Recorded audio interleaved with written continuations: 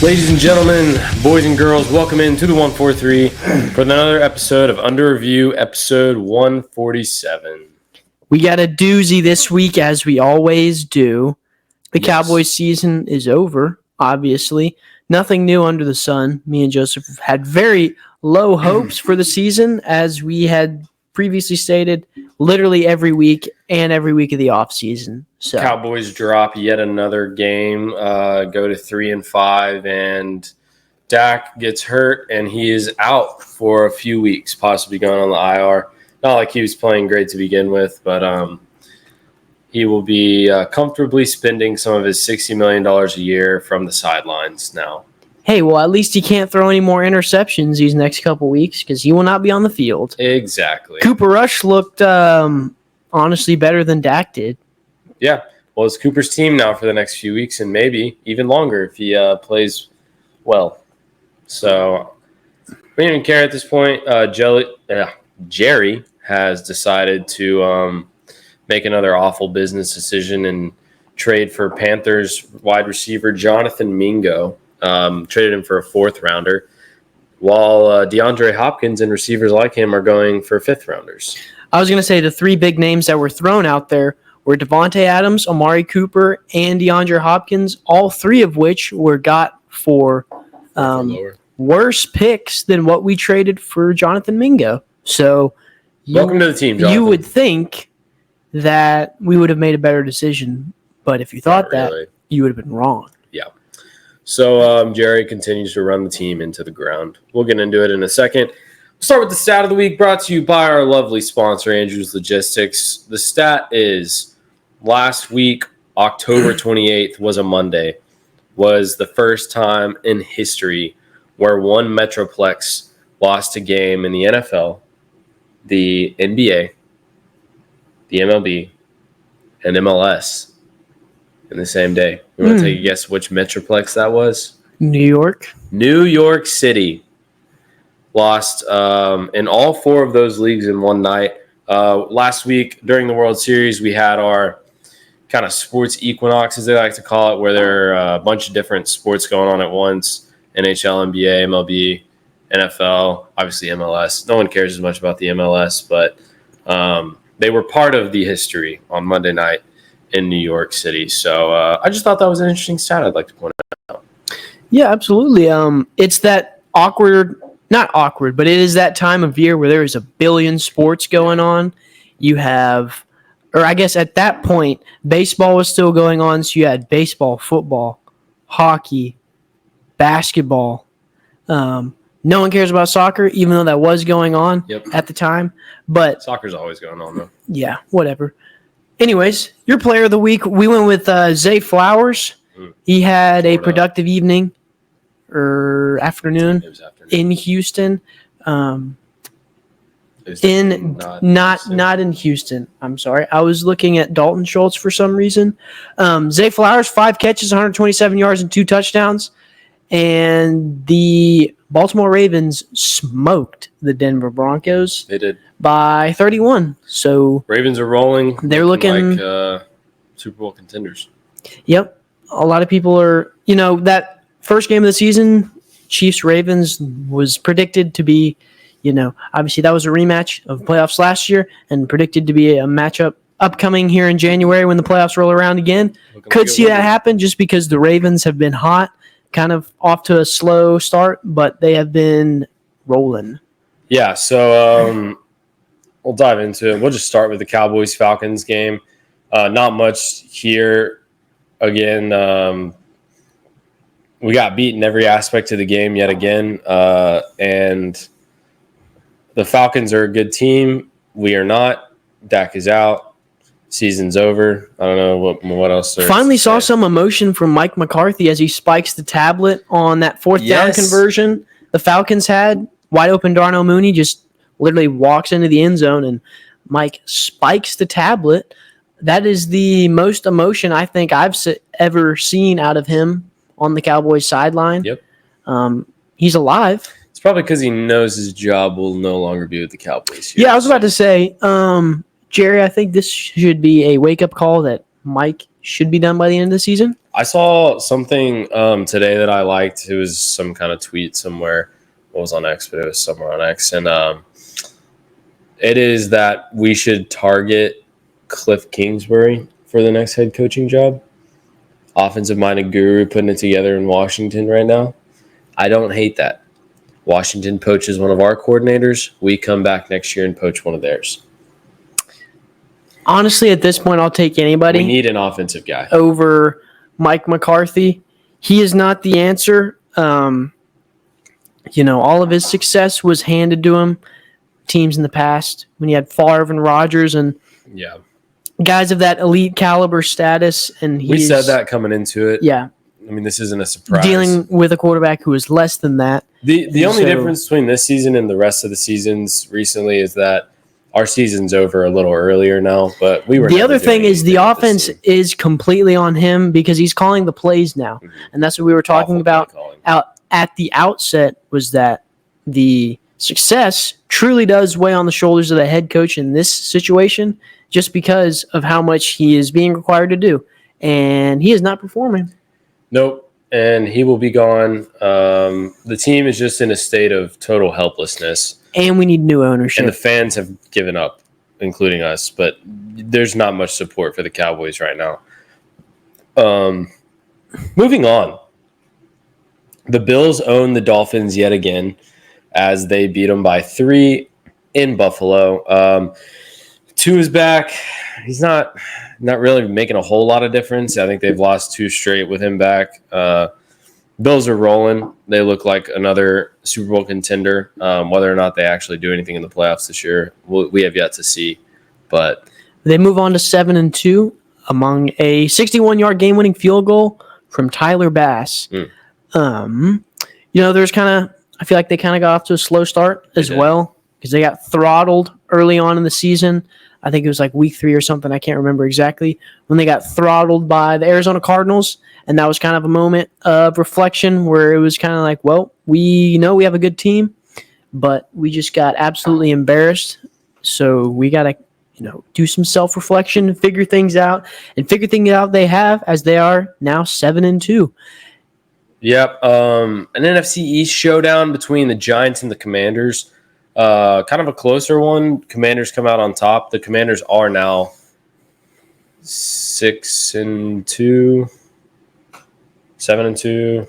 7-2. So out of nowhere, Commanders get Dan Quinn, Jaden Daniels, Cliff Kingsbury, and they are rolling. They are looking like the best team in the division right now, which they are. And Dan Quinn's got the boys fired up every day. Obviously, that man, unlike Mike McCarthy, has a lot of emotion. You can tell on the sidelines in the locker room. He knows how to lead players, and it's hard not to be happy for him with the success he's having right now. I enjoyed his tenure that he had here in Dallas. No, it wasn't very long, but it was very much appreciated. Always loved seeing the backwards hat, and, he was just rocking it. I feel like the boys on defense liked it a lot better. He showed a lot more emotion than Mike Zimmer, that's for sure. And obviously the defense was a lot better under his leadership, but obviously we're straying back to the Cowboys, and that's not what we're talking about. Well, is it, though? You have one team that figured it out in the Commanders where they've been historically bad. New ownership comes in, says it's time to clean up. They clean everybody up. They just replace everything. They got almost an entire new team is what it feels like. New quarterback, they got another running back, head coach, offensive coordinator. I'm trying to probably some other coordinators. I think they got I think the whole coaching staff is new. But that's what you got to do. When your team is awful, you got to come in, you got to clean everything up. And that's what the Cowboys have to do. And they're not taking any lessons from the success that Washington is having right now for the first time in a while since RG3. Unfortunately, all the issues we have are not going to be fixed during the season just because we have so many holes that it's going to take an entire offseason to compile just the laundry list of things we have to do to get this franchise going in the right direction. Lots of people need to lose their job. unfortunately. Yep, including you know? Dak. And so it's not going to be a mid-season trade deadline fix, unfortunately, for the Cowboys. Which we didn't even try. We can do so something to stop the bleeding, but the season's down the drain. Washington also shows that they are all in by trading for Lattimore from the Saints as well. Great pickup for Washington as they were in desperate need of a cornerback. Shore up that defense. Marshawn Lattimore's been a upper echelon DB for as long as he's been in the league. Spent a lot of time there with the Saints, most notoriously for always getting into it with Mike Evans in their NFC South showdowns, but he lands himself. He kind of gets bailed out of being in a poverty Saints season and gets a chance at a team that's going to do something most likely here in the playoffs. Obviously, they're sitting 7-2, so he gets a free upgrade. Yep. Jags Eagles win 28-23. However, even though the Eagles' record is 6-2, most of the Eagles fans want Sirianni fired and gone because Sirianni will go for it on any fourth down, whether it makes sense or not. He does not like kicking field goals, and normally he does not draw up the right plays. And going for it going for two, a lot of times not drawing up not good making plays to get it there. They honestly kind of got lucky with how many turnovers that they had that they got out of there with the win. I mean, they were playing at home and they were playing a Jacksonville Jaguars team that was struggling, so they weren't capitalizing on all those mistakes. Fans were still booing. You know how those Philly fans are. They did not like what they were seeing from the coach. Saquon Barkley had himself a day, and obviously you've seen that clip all over Twitter a billion times where he backwards hurdles over a guy. And that's going to happen to us this Sunday. It will. So stay tuned. He's not going to need to hurl us. I mean, I was about to say we won't be in front of him. There will be nobody within 10 yards of him when he gets the ball. So he's not going to have to worry about hurtling, spin moving, or juking or doing any of that other stuff that he did. As much as I hate the Eagles, at this point, we're so bad that I don't think we can beat anybody. So, I mean, the Panthers have a good shot when they play us here in the next couple months. But speaking of Saints-Panthers, there's not much to say there that game. The only thing is that the Saints are on the struggle bus as they lose their 7th straight. After beating us conveniently. And the coach got fired because of that. Yes. So the Saints will be their season is also over as they join Dallas to watch the rest of the good teams battle it out. Speaking of good teams, an NFC North showdown in Green Bay. Lions, Packers. Lions come out with the victory 24-14. The Lions just look pretty unstoppable right now. I mean, that offense, it looks like everything is going right for them. Obviously, it is so electric to watch Ben Johnson and all the plays that he draws up and everything that they do. They just have so many talented weapons offensively that it's just so much fun to watch these guys play. Yep. Obviously, kind of rooting for the Lions here, I guess. It's just good to see because that's a franchise that I know for me and Joseph here, they have never been good since we've been alive. Mm-hmm. I guess the Cowboys have never been good either since we've been alive. They have not, but the Cowboys have been mediocre, and the Lions have been awful. But, they're actually becoming Super Bowl contenders right before our eyes. I think it's safe to say that. They move on. They're the best team in the NFC right now. 7-1. Yeah. Wow. A one-loss team right now. Hard to come by. Yeah.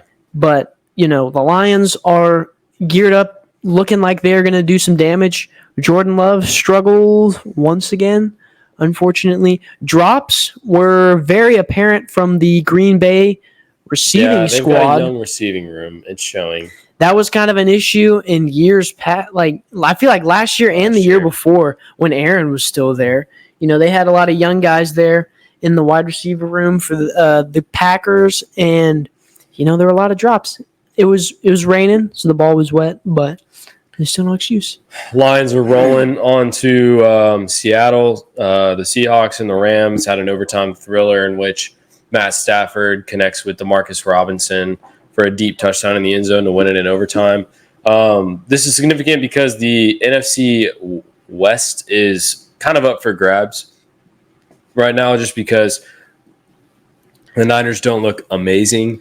And Normally, by this point, the 49ers have ran away with it after 9 weeks.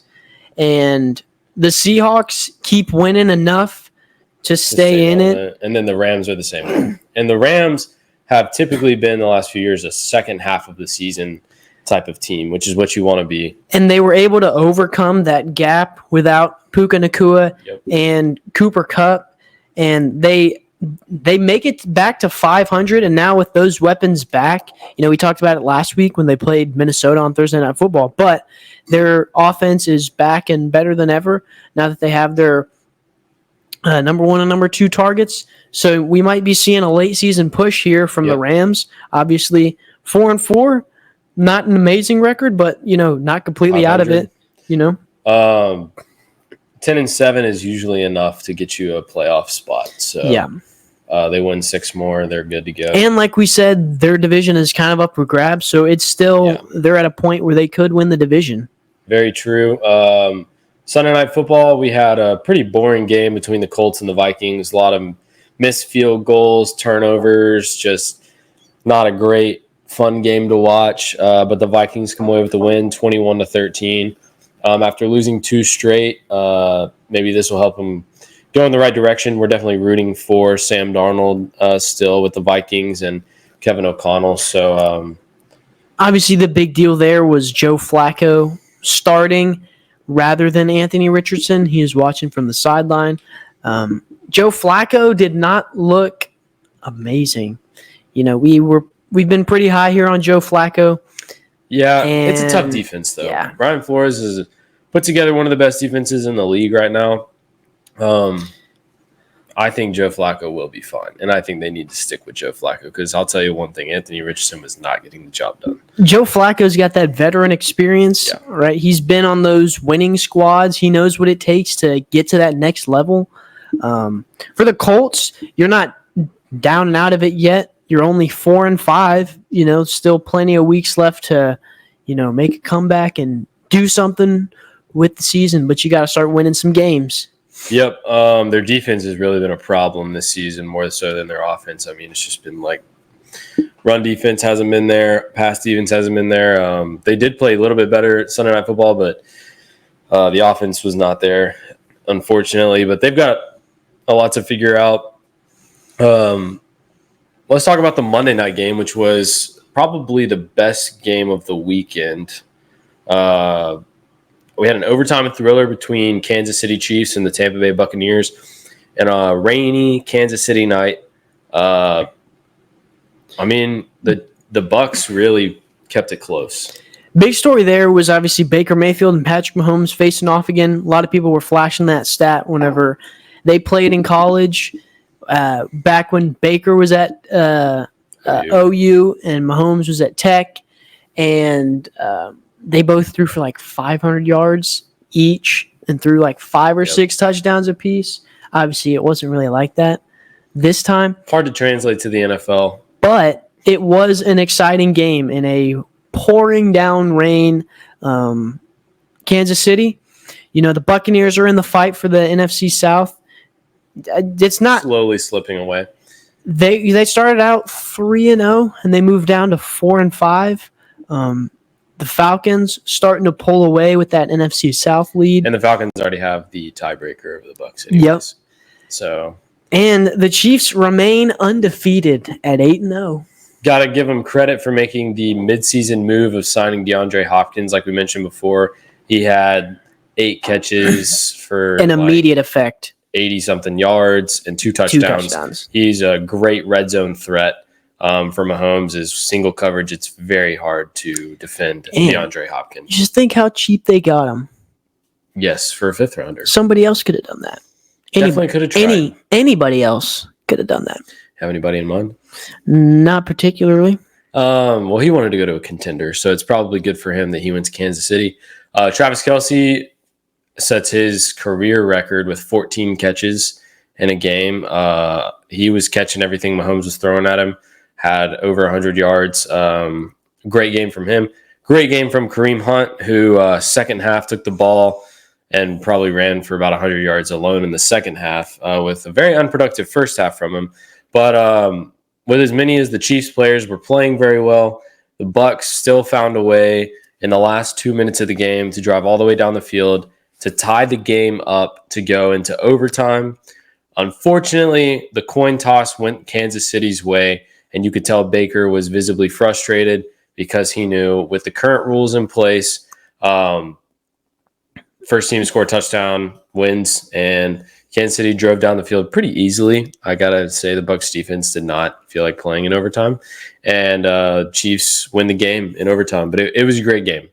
It was the Buccaneers just whenever you thought they were going to be out of it, they kept nagging back. Mm-hmm. They got the ball at the end, and me and Joseph were actually watching the game, and with the way the second half was going, it was like, okay, the Bucs could very well go 3-and-out here and the game be over, but they drive down pretty much the length of the Great field. Drive from Baker. Slow, long, methodical drive to get the job done, or get the job done to tie the game and take it to overtime. And then they left kind of a fair amount of time on the clock for the Chiefs. There was like 30 seconds or so left, and the Chiefs had all 3 of their timeouts, but Patrick Mahomes almost threw back-to-back picks. And so went into after that, they just ended up being on the clock. A lot of people said Bucs should have gone for 2 to try and win the game. I don't know if that would have been the right call or not, but they ended up losing the game. So you can go back and say they should have done this, they should have done that. But most coaches would probably just tie it and try to go to OT. That's normally how they like to play it. I mean, going for 2 is very risky, especially with the Bucs not really being able to get a whole lot of offense going for the entire game. That's true. Obviously, looking back, you like, oh, well, they should have gone for 2. Yeah. But it's just tough, in the moment. Because, I mean, if they get the coin toss to go their way, they very well could go down and score. Mm-hmm. A lot of people want them to change the rules to where both teams get a chance. For me, in a regular season game, it doesn't matter as much. Just like in the playoffs, they change the rules. I think that's where it matters most. Kind of like in baseball, how they have the ghost runner in second in extra innings, how they don't do it in the playoffs. I don't really care if they change the rule or not for the regular season, but I think it's good that they changed it in the playoffs, gave both teams a chance. I think they do need to change it. It's just because, obviously, as soon as the coin toss happened, Baker was like, no, all right, let's just go to the locker room. I mean, the game's over. Because neither team's defense were playing very good that game, so you kind of knew that, whoever wins this coin toss is most likely going to win the game. Another thing that a lot of people are pointing out was whenever the Chiefs got down to the red zone on a 2nd and 5, a very obvious false start from Jawan Taylor gets overlooked.